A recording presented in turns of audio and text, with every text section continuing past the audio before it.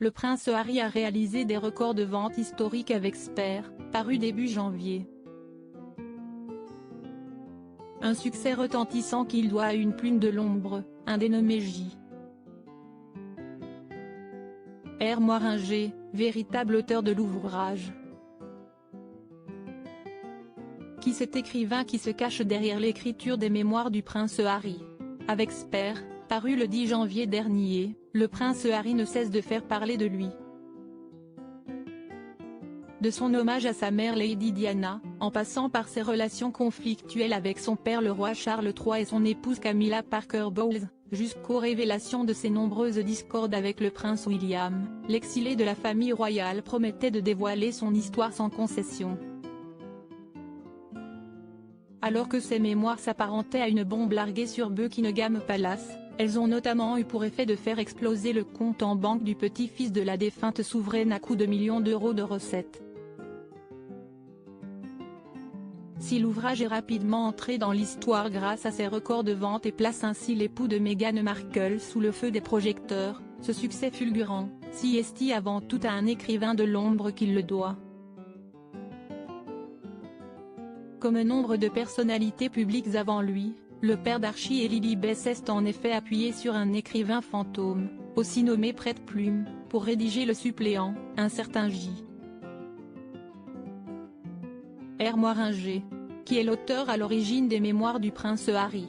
Une plume de renom née en 1964 à New York, J. R. Moiringer est un ancien journaliste et auteur dont le CV pourrait faire pâlir les apprentis écrivains. Diplômé de l'université de Yale, l'auteur débute sa carrière au sein du New York Times à la fin des années 1980 avant de rejoindre le Los Angeles Times.